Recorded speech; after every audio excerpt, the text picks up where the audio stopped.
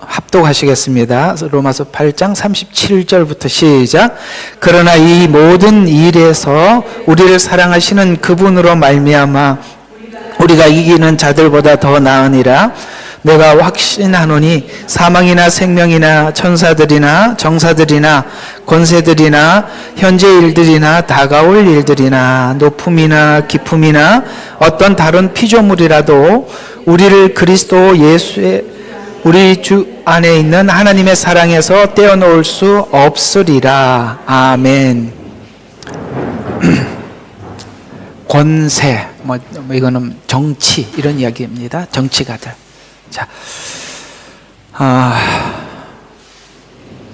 사실 우리가 구원이나 믿음이나 이제 이게 8장이 모든 설명이 이제 마침이 되는 거니까 이제 9장부터는 이제 조금 다른 이야기들이 이제 넘어갑니다. 그래서 오늘은 거의 마무리 이제 거의 최종 단계에 와 있거든요.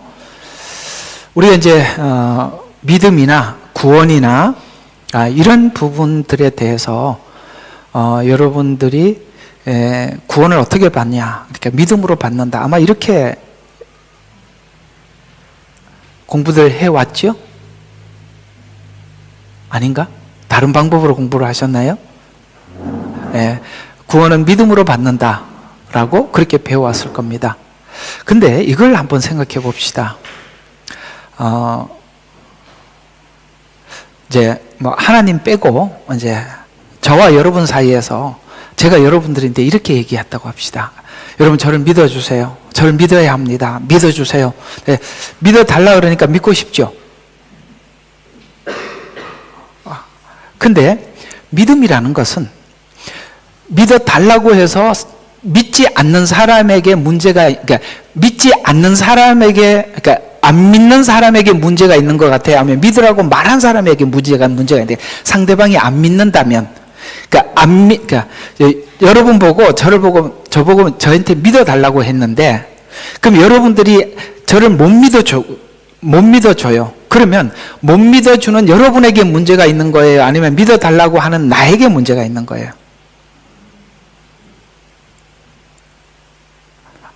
이게 함정이야.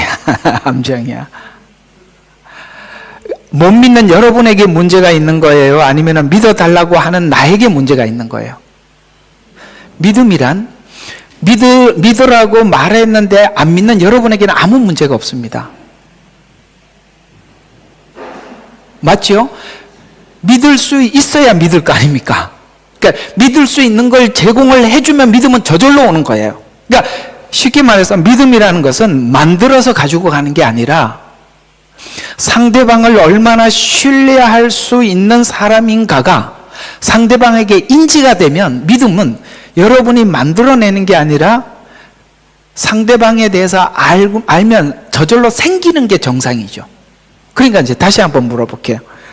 여러분들이 저를 못 믿는 것은 저의 문제입니까? 여러분의 문제입니까? 나의 문제죠. 이게 함정이었다고요, 지금까지. 무슨 뜻이냐면 믿으면 구원을 받는다라고 그렇게 우리는 배워왔는데, 그죠?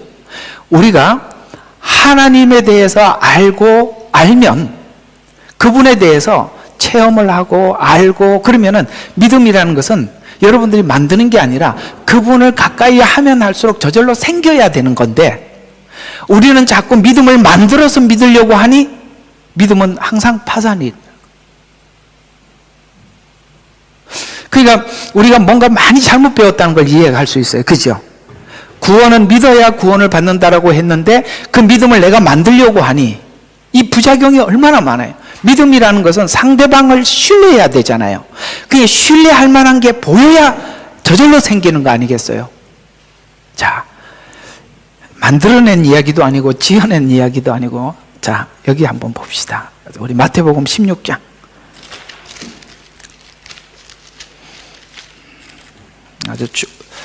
매우 중요한 것을 제가 정리해드린 부분이거든요. 자, 마태복음 16장 어디를 보시냐면, 자, 16절. 자, 보세요. 자, 시몬 베드로가 대답하여 말하기를 주는 그리스도여 살아계신 하나님의 아들입니다. 이건 이제 하나님께서 가르쳐 주신 것이다. 그래서 이 고백 위에 교회를 세울 것이다. 이렇게 말씀했어요. 그죠? 그리고 자, 이제 예수님께서 이 교회를 세우려면 예수님 십자가에 죽으시고 속죄를 하시고, 그죠? 속죄를 하시고, 그 다음에 우리가 그 속죄 위에 우리가 그 복음 위에 이제 교회가 세워져야 되는데, 자, 이 교회가 세워지려고 하면은 예수님이 십자가에 죽어야만 하기 때문에 이제 내가 죽어야 한다라고 이제 베드로에게 밝혔어요. 그죠?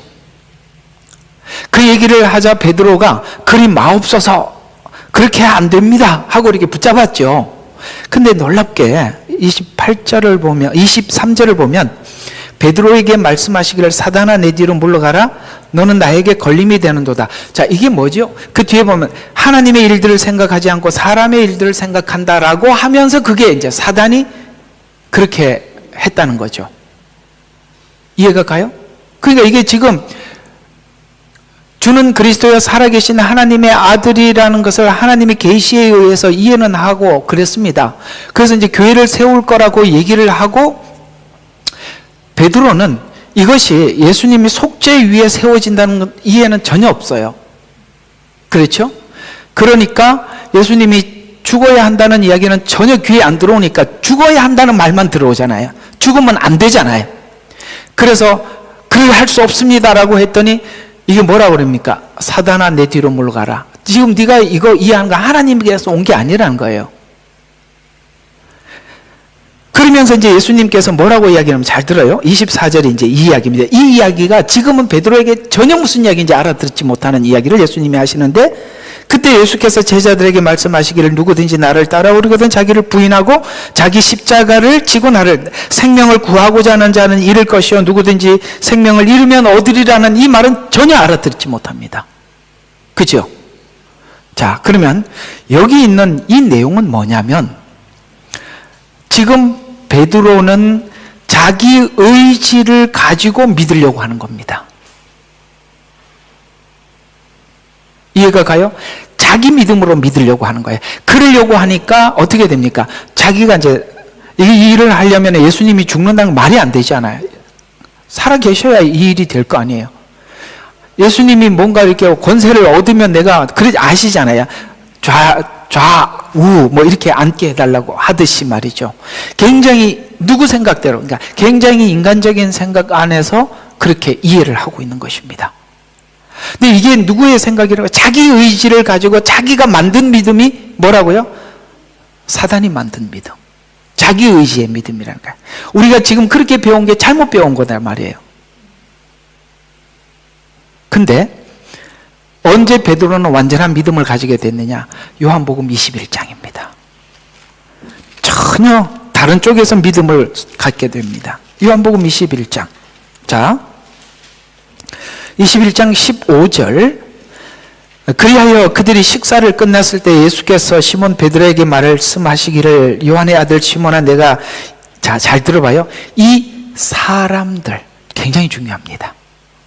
이 사람들보다 더 사랑하느냐? 앞으로 베드로를 사람들이 굉장히 괴롭힐 겁니다. 그죠? 사도행전에 가봐요.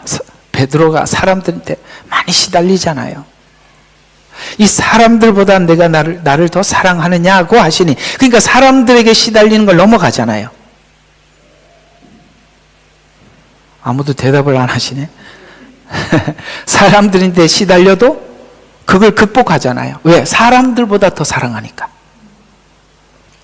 그래서 사람들보다 나를 더 사랑하느냐고 하시니 그가 주께 말씀드리기를 주여 그러하옵나이다. 주께서는 내가 주를 사랑하는 줄 주께서 줄 아시나이다. 자, 이상하죠? 네가 나를 믿느냐라고 표현하지 않아요. 사랑하느냐라고 질문합니다. 그리고 뒤에는 이제 이 뭡니까? 베드로가 예수님께서 주시는 그 십자가를 지고 이제 주님을 따라갑니다. 그래서 18절부터 보면 진실로 진실로 내가 말하노니 젊어서는 내가 허리띠를 두르고 원하는 곳으로 다 네 마음대로 살았다. 네 의지를 가지고 믿음을 가졌고 네 뜻대로 믿음을 가졌다. 젊어서는 그렇게 했다는 거예요. 그러나 늙으면 내 팔을 벌리고 다른 사람들이 띠를 돌려주며, 자, 사람들이 이제 베드로를 끌고 가요. 그래서 띠를 돌려주며 원치 않는 곳으로 너를 데려가리라 고 하더라. 그러면 여러분, 자기 믿음 속에 있는 사람들은 이거 가능해요? 못 따라갑니다. 근데 뒤에 뭐라고 하니까, 이 말씀을 하시면 베드로가 어떠한 죽음으로 영광을 돌릴 것이냐. 뭘 생각해요? 아까는 예수님이 죽으러 간다니까 그리 마옵소서라고 했잖아요.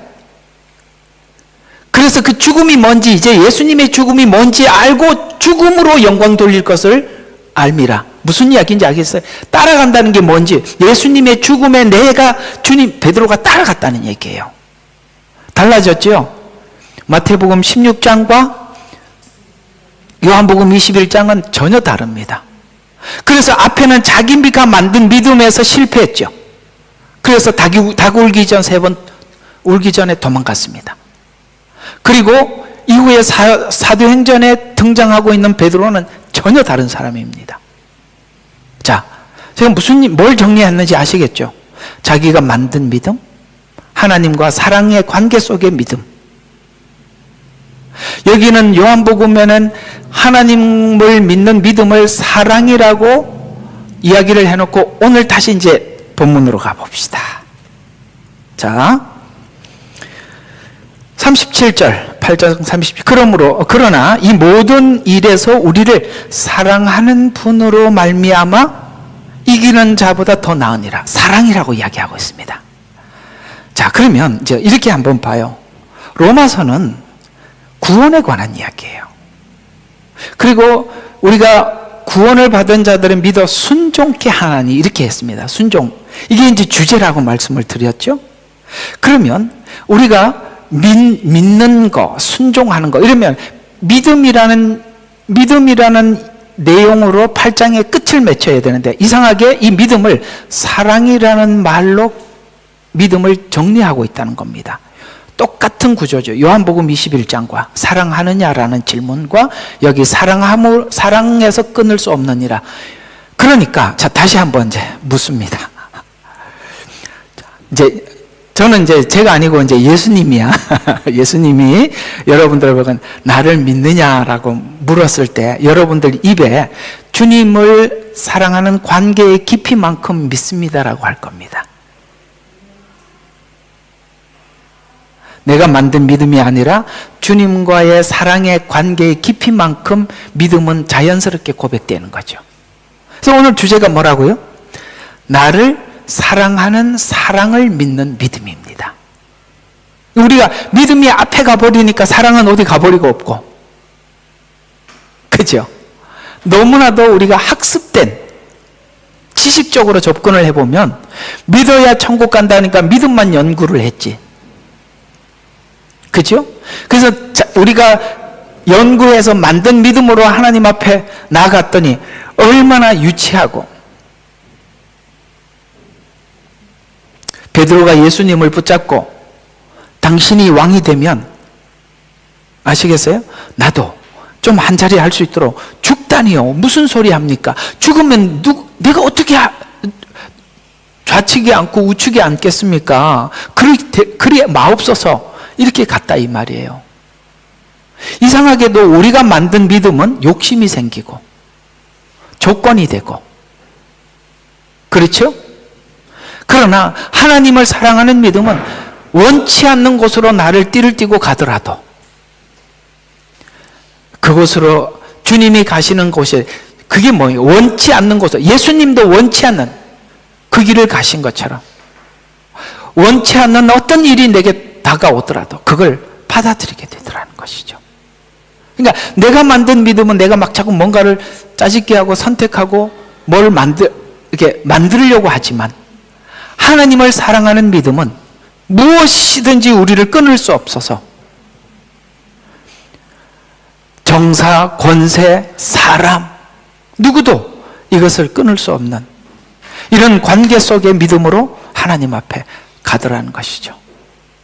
그래서 우리가 믿음을 어떻게 정리해 두었느냐에 따라서 믿음을 중심으로 구원을 이해하느냐, 하나님과의 관계, 사랑에서 정리하느냐, 따라서 많이 다른데 이것을 악용하는 자들도 있습니다. 이 사랑을. 이게 지금 흔히 말하는 이 자유주의 신학자들입니다.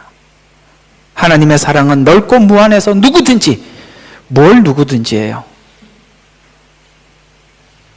아닙니다. 그런 건 다 가짜고요. 제가 얘기하는 것과 그 사람들이 얘기하는 건 완전 다른 겁니다.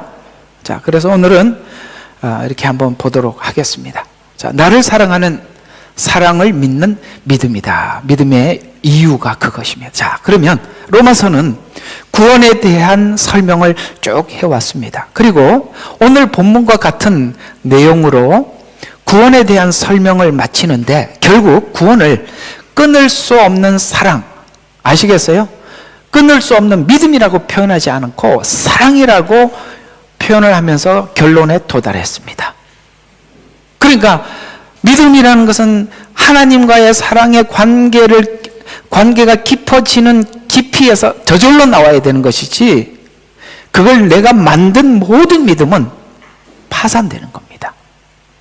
믿음은 절대 그렇게 만들어낼 수 있는 게 아닙니다. 상대방에 대해서 내가 신뢰하는 만큼 믿음은 저절로 생겨나는 것이지, 왜 자꾸 믿음을 만들려고 했냐 이 말이에요. 그래서 구원을 이렇게 설명하고 끝내는 결론을 로마서 구원에 대한 설명을 하나하나 추적해서 정리해보면, 구원은 단절된 관계를 조건 없는 사랑으로, 맞지요? 하나님과 우리 사이가 완전히 단절되어 있는데 우리는 뭐 단절되어 있는지도 모르고 마지막에 심판이 정해져 있는 것도 아무것도 모르고 있었다니까요. 그렇죠? 우리 영적으로 완전 죽은 사람이 무슨 말을 하든 뭘 알아듣겠어요. 성경은 분명히 우리가 영적으로 죽은 상태라고 표현하고 있습니다.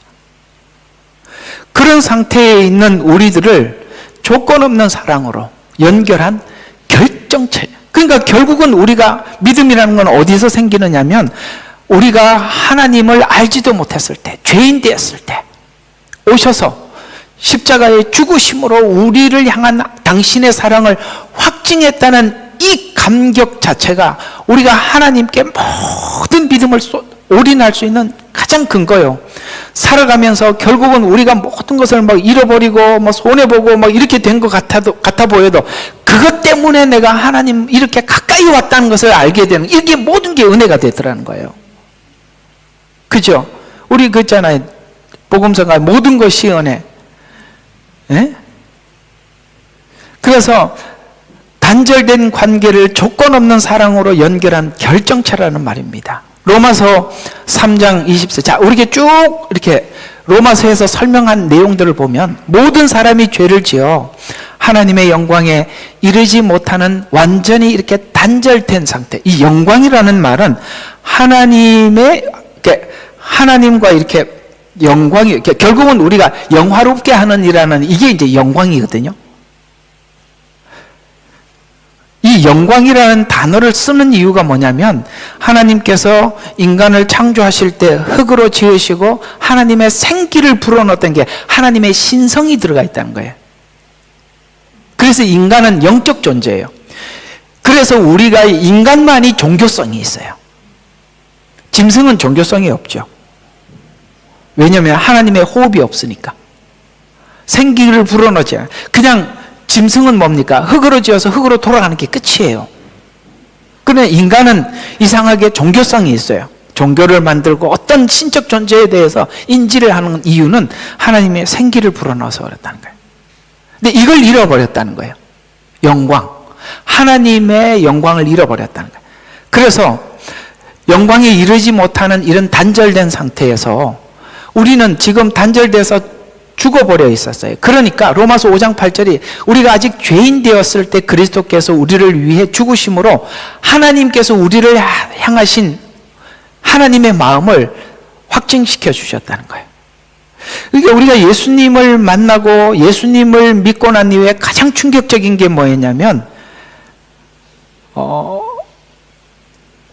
나 같은 이런 죽을 수밖에 없는 이 상태에 있던 나를 예수님께서 십자가에 죽으셔서, 이미 죽으셔서 나를 구원해 놓았다는 이 사실이 사실은 가장 큰 충격이었던 거 맞죠? 그게 사실은 전부인데 그거 빼고 나면 우리는 아무것도 없어요. 그러니까 이 얘기잖아요. 아직 죄인 되었을 때 그리스도께서 우리를 위해서 죽으심으로 하나님의 사랑을 확증하셔서 로마서 5장 1절에 그러니까 하나님과 화평을 누릴 수 있는 관계로 묶어주셔서 묶어주신 것을 알고 믿는 신자의 믿음이 그의 사랑에서 끊을 수 없다라고 8장까지 와서 최종 정리해서 구원이 실패하려면 하나님께서 우리를 사랑한 사랑이 포기되어야, 왜냐하면 우리는 하나님의 사랑에 전적으로 믿고 있는데 하나님이 우리를 향한 사랑을 내려놓는 순간 다 끝나는 거예요. 근데 그것이 유지되는 순간, 유지된다면 영원한 거고. 이해가 가요? 쉽게 말해서 내 믿음이 내려졌다고 해서 끝난 게 아니라 하나님이 포기해야 포기가 된단 말이에요. 그걸 우리가 믿는 거예요. 내 믿음은 흔들릴 수 있지만 하나님이 우리를 향한 사랑은 변함이 없다는 거예요. 그것이 가장 처음에 증명된 게 죄인 되었을 때 오신 거죠. 이해가 가요? 그리고 우리 생애를 되돌아보면 하나님은 우리에게 영적으로 플러스가 되는 방향으로 우리 인생을 인도해 왔어요. 이걸 우리는 믿는다는 것이. 그래서 하나님께서 우리를 사랑하신 사랑을 확인한 우리는 사랑 안에서 확실하게 믿고 안전하다는, 구원이 무너지려면 하나님의 사랑이 먼저 무너져야 하는데, 그래서 우리의 구원은 우리의 상태에 있지 않고 하나님의 변하지 않는 사랑에 있다. 이 대한 안전함을 성경은 이렇게 말씀하고 있는데, 자, 하나님의 사랑이 어떠하냐? 이제 거기에 우리의 모든 믿음이 달려 있다면 우리는 주님께서 우리를 인도하셨던 그 과정에 대해서 요한복음에서 말씀하고 있는 이 말씀을 귀담아 들어보면, 자, 요한복음 10장 3절과 4절에 이렇게 말씀하고 있는데, 그에게 문지기가 문을 열면 양들이 그의 음성을 듣나니 그러면 그는 자기들의 양들의 이름을 불러서 이끌어내느니라. 그가 자기 양들을 이끌어낸 후 양떼 앞에서 걸어가면 양들이 그를 따라가나니, 베드로가 따라갔잖아요. 아까 요한복음에 보니까 따라가나니 이는 양들이 그의 음성을 아는데, 어떤 음성을 알아요? 처음에 최초에 우리를 찾아오신 그 하나님의 음성을 안다 이 말이에요. 이 음성을 모르면 거짓 음성을 설교하는 것도 듣는 거예요. 이 음성을 알아야 돼. 이 음성이, 저 메시지가 그 음성인가? 진짜 양들은 듣는다 이 말이에요. 신기합니다.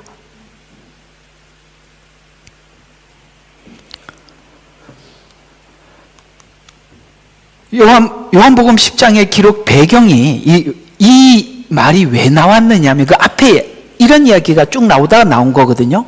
자, 보면은 10장의 기록 배경은 양떼들이 신뢰하는 목자는 한 목자뿐이고 그 목자는 양들의 이름을 알고 양들은 목자의 음성을 알고 이끌어내는데, 아시겠어요? 양들도 목자인 예수님이 우리에게 어떻게 행하셨는지 안다 이 말이에요.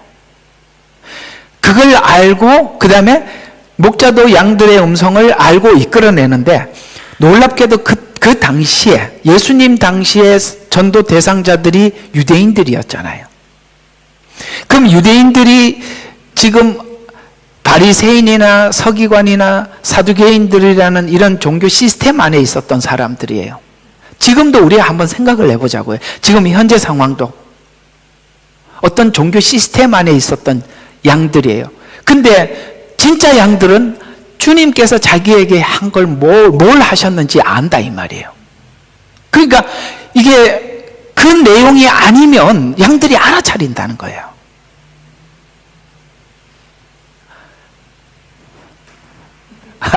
알아들으시죠? 이게 그 말이 지금 그거 내 아버지, 내 목자의 음성인지 아닌지 알아차린단 말이에요. 근데 그걸 못 알아차리는 거는 성경은 그냥 내 양이 아니기 때문이다, 이렇게 말하고 있어요. 그리고 양떼는 목자를 따라가요. 가만히 있는 게 아니라 이끌어냈구나, 아유 좋아 이런 게 아니라 예수님이 간 길을 따라간대. 그 따라가는 게 아까 요한복음에 뭐라면서요? 살고자 하는 자는 죽을 것이요 죽고자 하는 자는 산다. 그래서 베드로는 주님을 따라갔다, 이렇게 표현하고 있어요. 그러니까 베드로가 주님을 따라갔는데 어떻게 죽으러 따라갔다. 그래서 그가 마지막에 어떠한 영광으로 죽을지 안다, 이 말이에요. 주님이 죽으신 그 자리에 베드로도 따라가서 죽은 거예요. 그래서 양떼는 목자를 따라간다. 이는 누가 참 하나님의 백성인가 설명하는 말씀으로 목자의 음성에 뭐가 있냐면은 그 사랑, 그 다음에 주님께서 우리에게 행하신 일, 그리고 우리를 향한 목적이 뭡니까? 성화. 이게 굉장히 중요한 부분이에요. 이런 것이 알아요. 그래서 이것을 아는 양이 그 목자의 양이라는 말이 되는 겁니다. 그래서 여기서 목자와 양떼 사이에 몇 가지 특징이 있는데 뭡니까? 이름을 부른다는 것은 그냥 이름만 안다는 게 아니라 그 양떼들의 모든 걸 안다, 이 뜻이에요. 그 다음에 또 음성을 듣고, 성도들은, 양떼들은 그 음성이 이거 진짜 목자 음성이다 아니다 그걸 듣고, 그 다음에 듣고만 가만히 앉아서 맞네라는 정도가 아니라 주님이 뭐라 했어요? 누구든지 나를 따라오려거든 자기를 부인하고 자기 십자가를 지고 나를 따라오라는 말을 마태복음 16장에 했는데 베드로가 전혀 알아듣지 못했죠. 그런데 나중에 사랑하느냐 이 이야기 다음에 뭡니까? 주님을 따라갑니다. 이렇게 돼 있어요. 자, 음성을 듣는다, 그 다음에 따라간다. 배우는 정도가 아니에요. 따라가는 거예요. 그런 말이 되는 것입니다. 양떼는 목자의 어떤 음성을 듣느냐 이거죠. 자, 잃어버린 한 마리를 어린 양을 찾아서 꺼내준 목자의 음성. 잃어버린 양. 뭐 꼭 교회 가면 그래. 제가 한 마리 잃어버린 양이에요. 다들 그렇게 하고 있어요. 뭘 다 그렇게 하면 안 되지. 자, 잃어버린 양이라는 말의 뜻은 어떤 의미를 가지고 있느냐면 우리가 경제적으로 도움이 되고 안 되고가 있잖아요. 그래서 예를 들어서 어미 양을 한 마리 잃어버리면 우리는 경제적인 가치가 있으니까 찾으러 가겠죠. 왜? 젖도 짜고 새끼도 나으니까. 어린 양은 아무것도 해줄 게 없어요. 주인에게 해줄 게 아무것도 없다고요. 짐이 된다고. 젖을 짜주겠어? 뭘 하겠어? 우리는 자꾸 이런 거예요. 성도들의 가치를 따져보는 거예요. 재능, 재력 이런 걸 보고 사람들을 돌보는 게 아니라, 이해가 가요? 그 얘기예요. 어린 양을 찾았다는 말은 그 사람이 우리 교회에 도움이 되느냐 안 되느냐 이런 게 상관없이 그냥 영혼 한 자체로 보는 거예요. 그래서 잃어버린 양, 그래서 한 마리 잃어버린 양이 그 얘기예요. 가치를 따지지 않았다 이런 뜻이고요. 그 다음에 목자의 사랑, 돌봄, 진리, 권위, 생명 이런 것들을 양떼들은 이해를 한단 말이에요.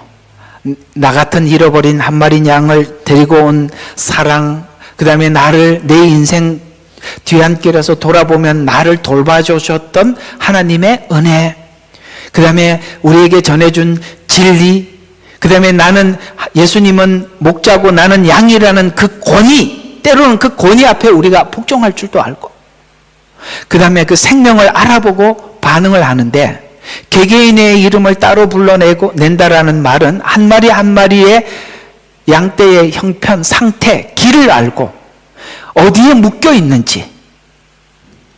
양떼들이요 묶여 있을 수 있단 말이에요. 뭔가 묶여 있는지, 무엇을 두려워하는지 목자는 다 알고 있다. 그 음성에 양떼는 반응하는데 선한 목자는 양떼들을 위해서 자기 생명을 내어놓는 마음으로 양떼들을 돌봐준단 말이에요.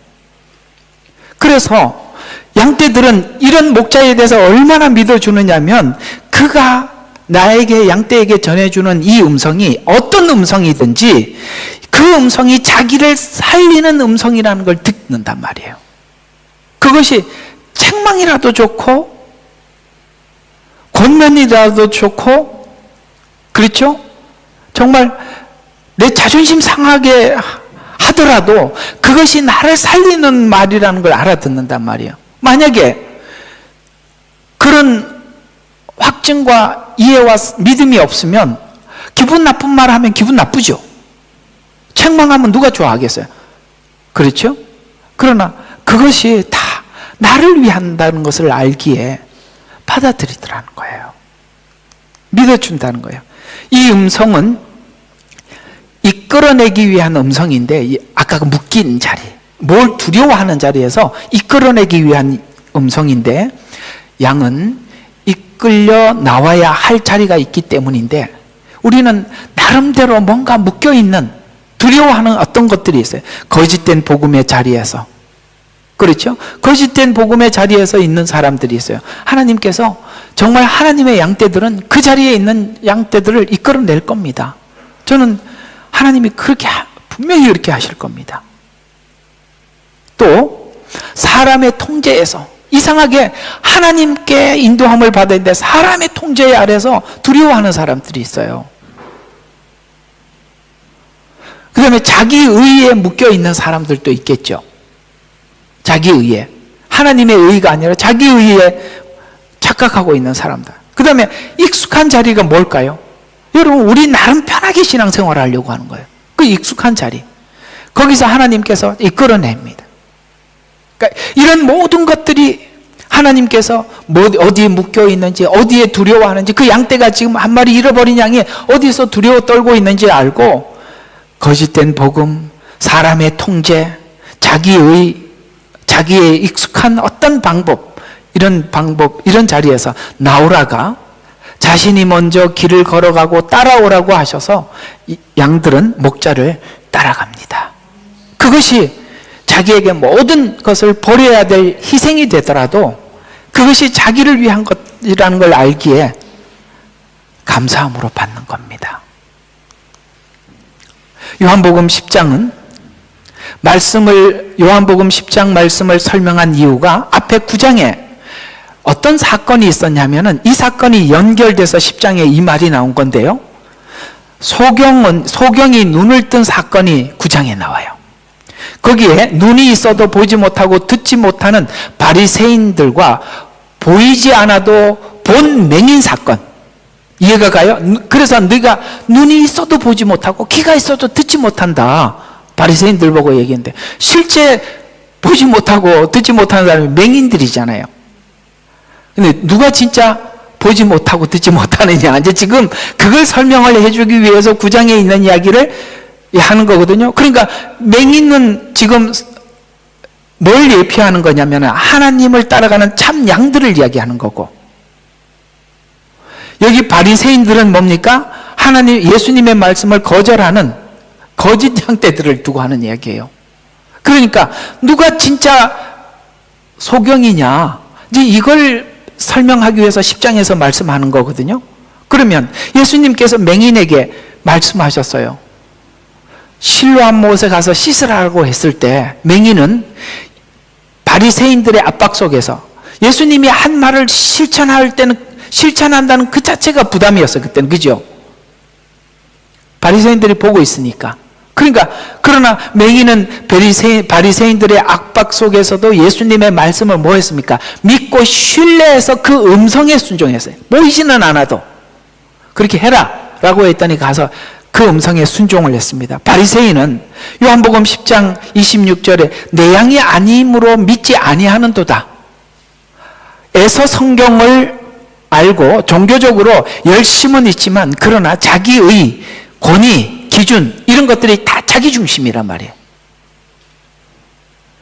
참 양들은 모든 중심이 예수님 중심이에요. 모든 권위, 이 모든 것이 예수님께 무게가 있어요. 그게 믿음이에요. 그러니까 믿음이라는 것이 예수님께서 내 생각은 이러할 수도 있어요. 그러나 예수님께서 그러하다라는 말씀에 우리 모든 말씀에 공감하고 아멘하고 거기에 순복하는 거잖아요. 그래서 종교적으로 열심은 있지만 그러나 자기의 권위 기준이 강해서는 소리는 듣지만 예수님의 소리는 듣지만 음성을 듣지 못해. 소리는 들리지만 그 말의 뜻은 모른다 이 말이에요. 그래서 9장의 맹인과 바리새인의 예를 들어 누가 참 양인가에서 목자의 음성을 듣고 순종하고 따르는 자라고 말씀하고 있습니다. 그래서 본다는 것은 듣는다는 것이고 듣는다는 것은 아는 것이고 안다는 것은 따르는 것이라고 정리를 해주고 있습니다. 여기 바리새인들은 듣지도 못하니 당연히 그 다음 순서는 할 수 없는 겁니다. 맹인을 비유로 말씀하신 것은 참된 신앙은 보는 것이 아닌 듣는 것이라는 것을 강조하기 위함인데, 왜냐하면 안 보여도 들리잖아요. 맹인은, 그죠? 소경이 안 보여도 들리잖아요. 그런 것처럼 일반적으로 증거를 보면 우리가 믿으려고 하지만 참된 신앙의 핵심은 듣고 따르는 겁니다. 우리가 자꾸 그런 이야기를 해요. 하나님 나한테 보여주면 나 믿겠다고. 그죠? 맹인은 안 보이는데도 믿고 했는데요. 여러분들이 우리 예수 믿은 거 한번 보세요. 예수님이 짠 나타나서 내가 메시아다, 나 따라와야 돼 이랬고 온 사람 없죠. 우린 다 듣고 믿었어요. 네. 믿음은 들음으로. 들음은 누구 말? 예수 그리스도를 들음으로. 예수님 이야기 이외에 다른 이야기 아무리 들어도 믿음은 안 생깁니다. 그래서 참된 믿음의 핵심은 듣는 것이라고 하는데, 믿음의 시력은 음성을 듣는 데 있기 때문입니다. 하나님께서 우리가 죄인 되었을 때 아들을 주심으로 우리를 향한 하나님의 사랑을 확증했다는 것이 양떼인 성도에게 이것보다 더 확실하고 분명한 확증은 없기 때문에 그렇습니다. 본문에서 믿음을 사랑으로 정리하는 근거가 죄인된 우리를 사랑하셔서 아들을 주신 확증을 기반으로 정리하고 있기 때문입니다. 우리가 구원받은 증거를 칭의죠. 우리가 예수님 믿고 칭의의 증거를 로마서 5장 8절에 보니까 우리가 아직 죄인 되었을 때 그리스도께서 우리를 위하여 죽으심으로 하나님께서는 우리를 향한 그의 사랑을 나타내셨다라는 것에서 성화는, 이걸 기반으로 성화가 진행되듯이 로마서 5장 9절과 10절에 보니까 그러므로 이제 그의 피로 의롭게 되었으니가 칭의잖아요. 그러니까 의롭게 되었으니 더욱더는 뭡니까? 하나님이 요구하는 게 뭐죠? 우리가 더욱 그를 통하여서 진노에서 구원을 받게 되리라가는, 우리가 원수가 되었을 때에도 그의 아들을 죽음으로 인하여 하나님께 화해하게 되었으니 더욱더 화해하게 된 우리는 그의 생명으로 구원이라는 이 구원이 성화예요. 단어가 이게 이렇게 했으니까 또 구원 나오니까 천국 가는 것밖에 생각을 할 줄 모른단 말이에요. 여러분, 우리가 애를 낳고 나면 네 마음대로 자라라, 이제는 내가 고생해서 낳았으니까 알아서 커라, 이게 아니라 애를 낳았으면 부모님들에게 어떤 책임이 있어요? 인간 만들어야 될 거 아니겠어요? 그게 하나님이 보시는 입장에서 성화예요. 하나님께서 우리를 낳는 거로 끝나는 게 아니라 하나님 사람으로 만들기 위해서 낳았다고요. 그래서 이 더욱더라는 이 말은 무슨 뜻이냐면, 이걸 근거로 해서 하나님께서 목적하신 일을 위해서 더 정성을 쏟는다는 거예요. 그래서 성경은 이렇게 아들을 주신 이가 그 아들과 함께 더 좋은 것을 주지 않겠느냐를 기복신앙으로 가버리더라고요. 좋은 것은 뭡니까? 하나님이 보실 때 좋은 것은 뭐? 우리가 하나님의 앞에 거룩게 되는 거예요.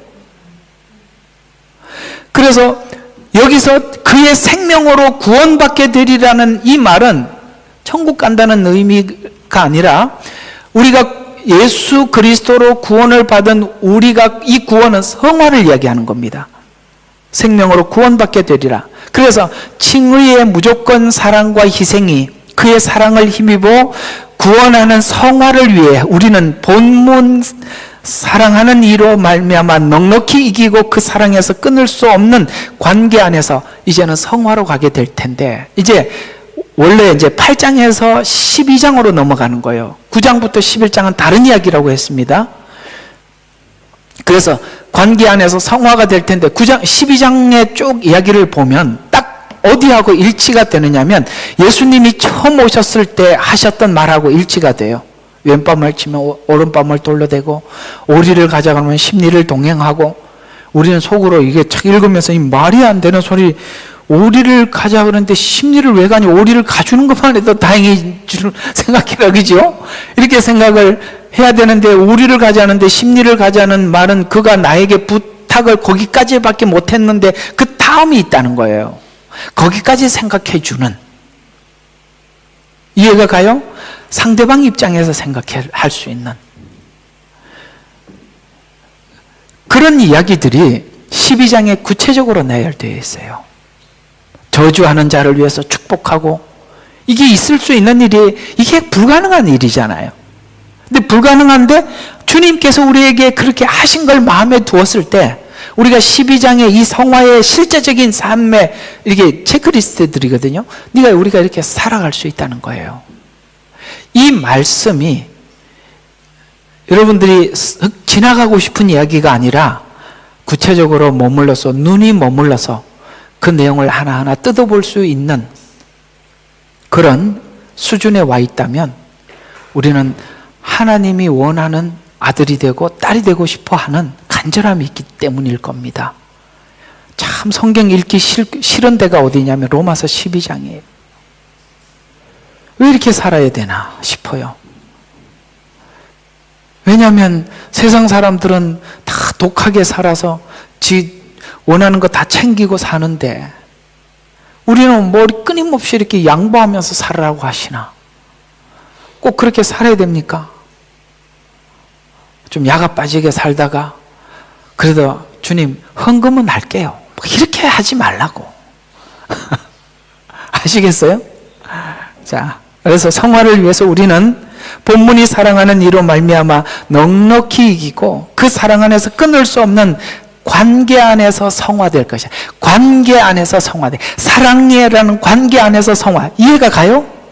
이렇게 자연스럽게 연결이 된단 말이에요. 그래서 로마서 12장 1절에 이렇게 이야기가 계속 전개되는데요. 12장 1절에 보면, 자, 그러므로 형제들아, 하나님의 모든 자비하심으로 너희에게 권고하노니. 이게요, 굉장히 이 문구가 기가 막히는 문구거든요. 그 다음에 이제 살아가는 삶에 대해서 쭉 설명을 하는데, 아마 구약 같았으면 하나님의 이름으로 명하노니 이렇게 갔을 겁니다. 구약은 대부분 그렇게 돼 있어요. 그죠? 왜요? 법을 집행하는 하나님께서 명령을 한다, 이렇게 표현되어 있어요. 근데 신약에 와서는 희한하게 하나님의 모든 자비하심이래요. 그러니까 지금 그 자비는 어디서 봤어요? 아까 죄인 되었을 때 죽으심으로 사랑을 확증한 자비예요. 자비를 근거로 우리에게 명하노니가 아니라 권고하노니. 이건 무슨 이야기냐? 자, 이게 뭐가 여기 담겨 있는 것 같아요? 하나님의 사랑을 담은 내 마음속에, 권면이라는 것은 우리 자유의지 선택에 맡긴다는 거예요. 권면이잖아요. 명이 아니잖아요. 근데 이 사랑을 마음속에 담은 만큼 그 권면은 무엇과도 바꿀 수 없는 권면이 될 겁니다. 권면이라는 표현을 하는 이유는 우리 자유의지에 맡긴다는 겁니다. 그러면은 이것이 하나님께서 요구하시는 이 요구가 강제성이 아니라 자발성이 되겠죠. 이 말씀이 명보다 훨씬 크고 무게가 있잖아요.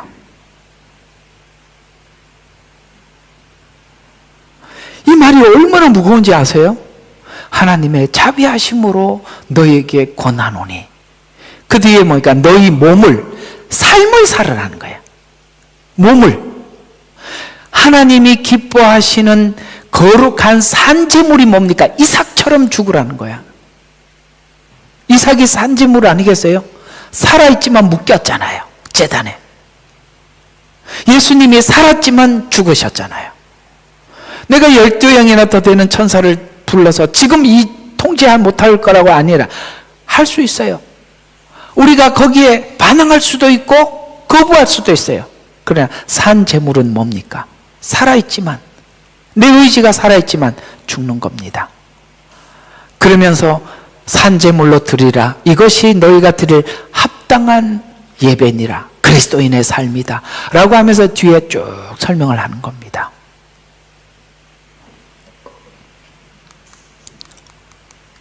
왜 안 넘어가? 네. 자, 예배자의 삶이 이제 12장 2절에 세상과 일치하지 않고 마음을 새롭게 하고 변화를 받아 마땅히 생각할 그 이상의 생각을 하지 않으면, 이게 무슨 말이에요? 마땅히 생각할 이상의 생각이라는 말은 네 믿음에 되지도 않는데 과분하게 억지로 하지 말라는 거예요. 그건 다 위선이니까. 마땅히 생각할 그 이상의 생각을 하지 않고 각자의 믿음의 수준에 따라 건전한 생각을 하면서, 아시겠어요? 내가 믿음이 없는데 있는 척 하지 마라. 그래서 자기의 약한 믿음을 사람들한테 공개를 못하는 거예요. 뭔 얘기인지 이해가 가요? 과분한 믿음을 사람들한테 보여줬기 때문에 내가 믿음 없음을 사람들한테 꺼내놓지 못하는 거예요. 이게 어떤 데서 이렇게 문제가 되느냐면, 교회 장로 직분을 받고 나면 저 밖에 가서는 이렇게 한 잔씩 하고 그런단 말이에요. 근데 교회 와서는 장로인데 집안 식구들만 시험 들게 만드는 거예요. 이해가 가요? 그게 무섭다 이 말이에요. 그 얘기예요. 마땅히 생각할 그 이상의 생각을 하지 마라. 각자의 믿음의 수준에 따라서 생각해라. 그래서 이 삶의 현장에서 마치 오늘 여기 로마서 8장에서 말하는 것처럼 우리가 주를 위하여 온종일 죽임을 당하였으며 도살할 양같이 여김을 받을 정도라도 하나님의 사랑에서 끊을 수 없는 신자가 된다. 아까 그러잖아. 베드로에게 뭐라? 네가 띠띠고 전에는 네 마음대로, 네 의지대로, 네 믿음대로 살았지만 이제는 네가 원치 않는 일을 하게 돼. 이게요, 여러분들의 믿음의 척도는 뭐냐면 내가 원하는 대로 가는 게 아니라 원하지 않는 길을 내가 갈 수 있는 게 믿음이라고요. 그건 세상 사람들도 그걸 설계하고 살아요. 내가 이렇게 살 거다. 세상 사람들도 그 설계하고 살아요. 그러나 내가 싫어하는 일을 맡겼을 때 그걸 내가 얼마나 감수해내는 것이 믿음이라고 성경은. 그래서 사람들이 너를 원치 않는 대로 묶어서 끌고 간단 말이에요. 그런데 베드로는 끌려가. 어디까지 끌려가느냐? 거꾸로 십자가에 죽는 자리까지 끌려가더라는 거예요. 여러분들의 영혼들이 구원받고 영혼들이 서기 위해서는 누군가가 밑거름이 돼줘야 돼요. 누군가가 그가 설 때까지 그 밑에서 기초가 돼주지 않으면 서지를 못해요. 그 사람이 설 때까지 우리는 엄청나게 알지 못하는 엄청난 대가를 치러야 돼요. 사도들이 그런 대가를 치르지 않았더라면 이 복음이 지금까지 전해지지 않았을 겁니다. 오늘까지 이 교회가 지금까지 이렇게 세워져 있고 그나마 건전한 목회자와 성도들이 있는 것은 그 건전한 사람들이 세상과 타협하지 않는 그 믿음을 우리에게 전해줬기 때문에 그걸 보고 그 소리를 듣고 지금도 이 자리를 지키고 있는 겁니다. 이해가 가요? 예. 우리가 엉터리한테 배우면 엉터리처럼 살 거예요. 그러나 그 수많은 사람이 변질되어 가더라도 바른 믿음 위에 서서 그 믿음을 지켜갔던 우리 믿음의 선배들이 그 자리를 지켜줬기 때문에 이게 복음의 본질이구나 라는 것을 우리가 배워서 오늘 이 자리에 서 있는 거 아니겠어요? 그래서 우리는 마치 도살할 양, 도살할 양이라는 말의 뜻은 뭐냐면, 여러분, 양이 주인이 목에다가 칼을 대고 죽이려고 하면 양은 그 주인이 자기의 목에 칼을 찔러서 이렇게 죽이려고 하는데 순복해버립니다. 도망가지 않아요. 이 양이라는 짐승은 그래요. 그래서 도살할 양으로 여김을 받았을지라도 하나님의 사랑에서 끊을 수 없는 신자가 되었다고 말씀하고 있습니다. 이뿐 아니라 신자가 하나님을 향한 믿음은 하나님 손에서도 빼앗을 수 없다라고 말씀하셨는데, 요한복음 10장 28절부터 30절에 보면 내가 그들에게 영생을 주노니 그들은 영원히 멸망하지 않을 것이며 또 아무도 내 손에서 빼앗지 못할 것이다. 그들을 나에게 주신 내 아버지는 만유보다 위대하시니 아무도 내 아버지 손에서 그것을 빼앗아갈 수 없느니라. 나와 내 아버지는 하나니라. 내 손에서 빼앗을 수 없다라고 했더니 이제 바리새인들이 펄쩍 뛰었어요. 자, 어디서 빼앗을 수 없다고요? 손에서. 그럼 하나님의 손이 뭡니까? 주의 손가락으로 지으신 우주 만물. 하나님의 손으로 우주 만물을 지으신 능력이야. 그 손에서 우리를 쥐고 있어요. 근데 손에서 쥐고 있을 뿐만 아니라 손바닥에다 새겼어. 누구라고? 하나님이 딱 손바닥에 새겼어요.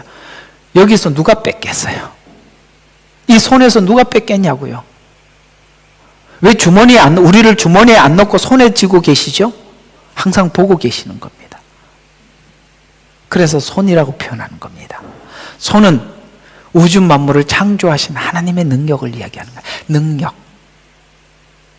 그래서 예수님의 손과 하나님의 손, 이 믿음이 양떼에게는, 이 믿음이 어디에서 생기냐? 죄인 되었을 때 우리를 사랑한 사랑의 관계 속에서 뭡니까? 그 손에 잡혀 있음을 우리가 믿는 믿음이, 이 믿음을 가진 성도가 누가 무섭겠냐 이 말이에요. 세상에 뭐가 무섭겠냐 이 말이에요. 그래서 이런 관계 속에서 로마서 8장 39절, 높음 깊음 어떤 피조물이라도 우리를 그리스도 예수 우리 주 안에 있는 하나님의 사랑에서 떼어놓을 수, 믿음에서가 아니라 사랑에서 떼어놓을 수 없는 이라가 되는 것입니다. 그래서 요한복음 10장과 로마서 8장의 연결 속에서 신자의 믿음과 확신과 자유는 하나님 손과 예수님 손에 붙들려 보존되고 보호받으며 유지됨을 믿는 믿음이 사랑 안에 붙들려 있는 믿음을 믿어 빼앗을 수 없다, 끊을 수 없다는 구원의 확증된 믿음이 어떤 책망이든 불편한 요구든 내가 있어야 할 곳이라면 견디게 만들어주고 하나님의 음성을 믿고 따르게 해준다는 거예요. 그것이 여러분의 자리를 지키게 만들고 그 사명의 자리에서 떠나지 않게 하고,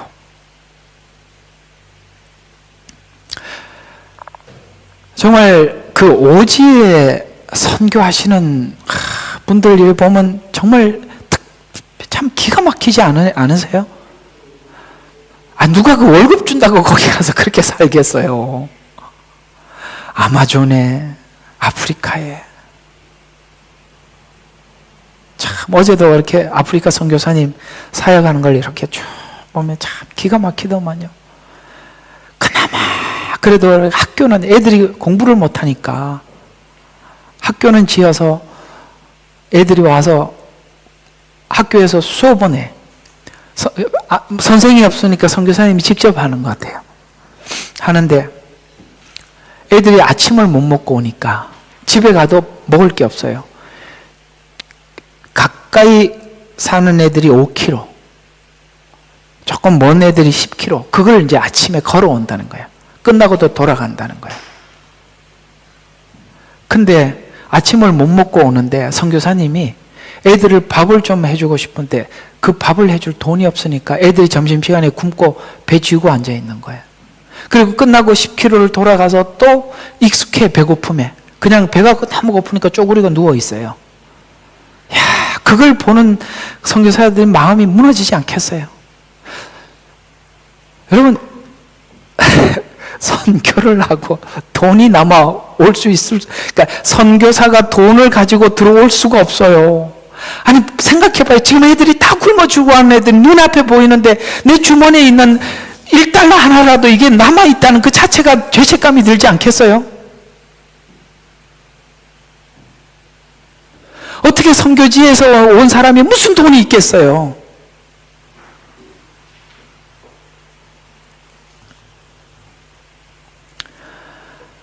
참 기가 막힙니다. 우리가 지금 여기서 불평하는 게 얼마나 상대적인 불평인지 아세요? 아, 차가 조금 안 좋아, 집이 안 좋아. 그게 뭔 상관인데? 그게 무슨 상관인데요? 참 기가 막힌 곳에 사는 분들 많습니다. 다녀보면요, 우리 시온이하고 그 선교사 하는 걸 이렇게 보여주고 뭐 이렇게 보다가 시온이가 뭐라 그러냐면은 그걸 보더니 나는 저런 데는 딱 뒤도 안 돌아보고 뛰어나올 거래. 못 살겠다는 거지. 아마 뒤도 안 돌아본다는 거야. 자기는 절대 저렇게 못 산다는 거야. 우리는 너무 이렇게 이런 데 익숙해져 있어요. 사실 저는 이 교회를 세우면서 마음에 좀 한쪽에 좀 내가 못한 게 뭐가 있냐면 여러분들 좀 오지 선교지에 좀 끌고 다녔었어야 되는데 그게 참 후회가 됩니다. 예? 뭐라, 잘안. 지금이라도 하면 된다고? 아, 맞아. 여러분들이요, 너 얼마나 좋은 데 사는지 좀 아셔야 돼. 저 선교지에 가보세요. 눈물 나서 못 봐요.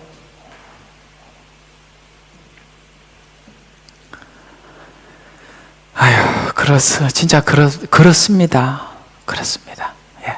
어쨌든, 우리가 하나님께서 우리를 빼앗을 수 없다. 그 다음에 그 사랑에서 끊을 수 없다는 이 두 가지.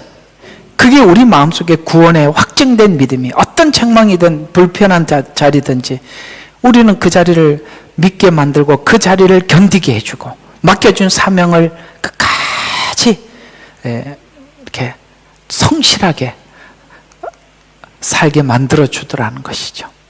확증된 것은 우리가 하나님을 붙잡고 있는 것이 아니라 하나님의 사랑의 손이 나를 붙잡혀 있다는 것을, 그래서 구원은 우리 믿음의 크기에 있지 않고 하나님의 사랑과 붙드심에 있다는 것을 내가 믿는 믿음이 내 믿음이라 이 말이에요. 내 믿음의 크기에 있는 게 아니라 하나님이 나를 어떻게 붙들고 있다라는 그 사실이 내게 믿음이지. 그래서 로마서의 복음은 믿음으로 결론을 내리지 않고 사랑으로 결론을 내려야 했습니다. 사랑은 인간 안에서 나오는 것이 아니기 때문에 그 사랑은 하나님 안에서 나오는 것이며 우리는 그 사랑을 그저 알고 믿을 뿐입니다. 그래서 그나마 그래도 우리 인간이 가지고 있는 가장 아가페적인 사랑하면 부모 자식 간의 사랑이에요. 옛말에 그랬잖아요. 위로 사랑은 없다고, 아래 사랑은 있다고. 이상하게 형제들도 그래요. 형이 동생을 생각하는 거하고 동생이 형 생각하는 거는 아무리 생각해도 동생이 형 생각하는 거는 못 미치는 것 같아요. 안 그런 것 같아요? 그래서 옛말이 그랬어요. 내리 사랑은 있어도 위 사랑은 없다고. 예. 그래서 성경은 이렇게 구원을 설명을 하면서 믿음이라고 설명하지 않고 사랑이라고 결론을 내리는 것은 우리의 믿음의 근거가 하나님이 우리를 사랑하는 사랑이다라고 이렇게 결론을 내려주는 겁니다. 그래서 신자의 삶은 갈라디아서 2장 20절과 22절에 보니까 내가 그리스도와 함께 십자가에 못 박혀 있으나 그럼에도 나는 살아있노라. 그러나 내가 사는 것이 아니요 그리스도께서 내 안에 사는 것이라. 내가 이제 육신 안에서 사는 삶은 나를 사랑하시오. 이렇게 이제 사랑이라고 나오잖아요. 나를 위해 자신을 주신 하나님의 아들을 믿는 믿음으로 사는 것이다. 사랑을 믿는 믿음으로 사는 것이다라고 이렇게 갈라디아서에서도 믿음을 이렇게 표현하고 있습니다. 나는 하나님의 은혜를 저버릴 수 없나니가 우리에게 삶의 결정의 요인이 된 겁니다. 은혜를 저버릴 수 없어서 하나님이 내가 싫어도 따라가고 내가 손해보아도 아멘 하는 거죠. 은혜를 저버릴 수 없어서.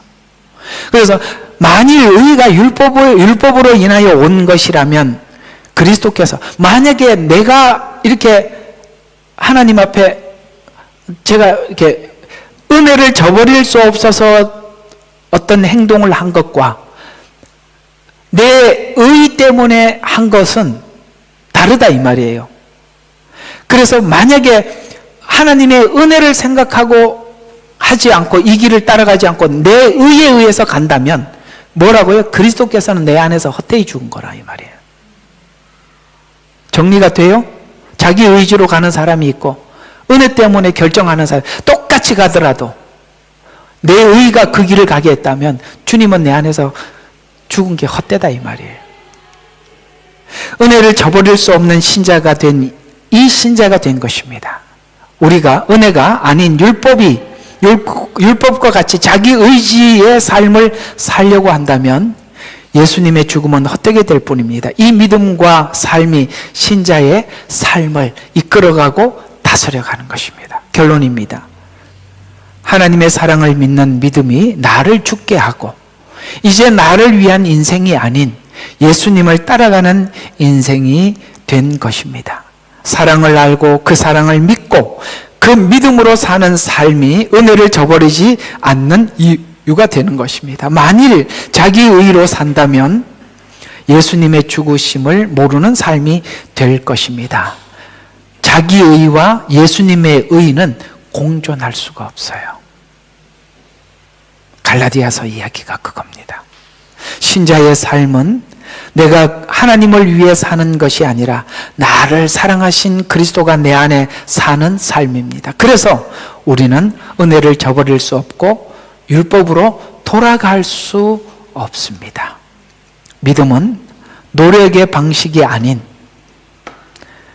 로마서가 결론을 내리기를 사랑의 근거로 살아가는 존재 방식이다. 이렇게 설명이 되는 것입니다. 자, 로마서 8장까지 오느라고 고생 많았습니다.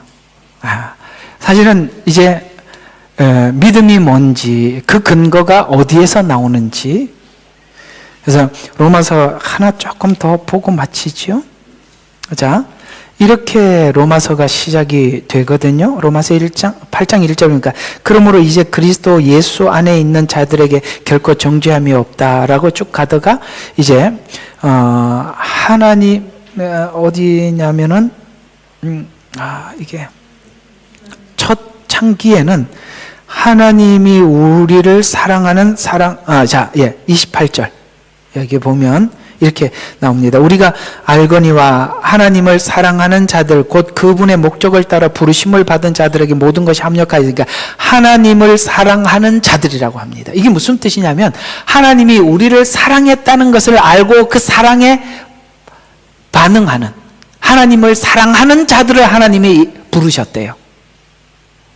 그러니까 우리는 가만히 있었는데 지나가다가 아무나 이렇게 10명 중에 하나 이렇게 택한 게 아니고 하나님이 이 사랑을 말했더니 그 사랑을 반응하는 사람들을 하나님이 부르셨대요. 그 얘기잖아요. 그죠? 하나님을 사랑하는 자들을 부르셨어요. 그래서 하나님은 그 사랑을 우리에게 알려주셔서 그래서 하나님이 나를 사랑하고 나도 하나님을 사랑하는 이 사랑이 하나가 됐어요. 그래서 이게 하나가 딱 되니까 어떤 게 와도 환난이나 핍박이나 공고나 이렇게 쭉 나오는 거예요. 그 사랑을 끊기 위해서 오는 수많은 요인들, 그런 것이 와도 끊을 수 없는 게, 왜? 하나님이 나를 사랑하는 사랑의 믿음이 내 안에 있어요. 그래서 아무도 이 사랑에서 끊을 수 없느니라 라고 해서 끝에 이제 뭡니까? 하나님의 사랑에서 떼어놓을 수 없느니라 라는 말이, 처음에는 하나님이 찾아온 사랑이지만 그 사랑을 내가 받아들여서 내가 그 믿는 믿음이 그 사이에서 누구도 개입해서 끊어놓을 수 없더라, 이렇게 정리가 되는 것입니다. 성경은 이렇게 구원을 설명해 가고 있어요. 자, 다시 한번 오늘 처음에 서론 이야기와 함께 묶어서 설명을 하면, 우리가 구원을 설명을 할 때 믿음이라는 주제로 연구를 해서는 다 펑크가 나는 겁니다. 아시겠어요? 못 믿는, 나는 여러분들이 누군가를 못 믿는다면 못 믿는 사람의 문제가 아니라 그랬습니다. 믿으라고 말한 사람의 문제라 그랬습니다. 믿으라고 하면, 믿음의 근거를 주면 상대방은 믿음이 저절로 생기는 거예요. 근데 믿음이라는 것을 연구를 하면서 이렇게 믿음이라는 것을 자기 출발해서 하니까 믿음은 아닌 거예요. 그런 연구들은 전부 다 아니라 이 말이에요. 왜? 믿음이라는 것은 상대방이 내가 신뢰해 오는데 신뢰할 근거도 안 주고 믿으라고 하니 그게 어떻게 머리에서 짠해지겠어요? 성경을 달달 외운다고 믿음이 생기겠습니까? 아니에요. 그렇게 지식으로 생기는 게 아니에요. 하나님이 내게 찾아온 사랑을 내가 알면 믿음은 저절로 생기는 거예요. 이렇게 성경은 정리했다. 베드로를 예를 들어서 이렇게 마칩니다. 기도하겠습니다. 하나님 아버지, 감사합니다. 믿음은 내 안에서 생성되는 것이 아니라 하나님께서 우리에게 행하신 일들을 알면 생길 수밖에 없는 것이라고 성경은 설명해 가고 있습니다. 그래서 하나님이 우리를 찾아온 사랑, 내가 주님을 만난 사랑에서 아무도 끊을 수 없다, 이렇게 말씀하고 있는데, 그게 끊었다 붙어졌다 한다면 뭔가 믿음에 하자가 있는 것입니다. 아버지 하나님, 그 믿음이 우리 안에 있을 때까지 예수 그리스도를 밝히 드러내 주시고 알려주셔서 주님을 아는 그 사랑 안에서 우리 믿음이 온전해지고 채워지도록 축복하여 주옵소서. 예수님 이름으로 감사하며 기도드렸습니다. 아멘. 예레미야의 눈물은 시대에 맞는 말씀 선포와 변질되지 않은 순수 복음을 외치고 있습니다. 함께 연결되어 하나님께 예배드리며 이 마지막 때에 하나님께 쓰임받길 원하시는 분은 카카오 채널로 연락 주시면 연락드리도록 하겠습니다. 고정 댓글에 채널 경고와 삭제에 대비한 예비 채널과 제2채널 링크를 올렸습니다. 이 채널 또한 구독 부탁드리겠습니다. 감사합니다. 우리는 역사상 가장 중요한 시점을 지나고 있습니다. 하나님께서는 하나님의 일을 하시기 전에 사람을 준비시키셨음을 우리가 알고 있습니다. 하나님 말씀은 마지막 때에 대추수, 대부흥의 때가 있다고 분명히 예언하고 있습니다. 아멘. 하나님의 말씀이 그대로 성취될 것을 믿습니다. 예레미야 눈물은 잠자는 교회와 영혼을 깨우기 위해 노력하고 있습니다. 이 가슴 뛰는 일에 함께 하길 원하시는 분은 카카오 채널로 연락 주시기 바랍니다. 당신은 위대한 하나님의 사람입니다.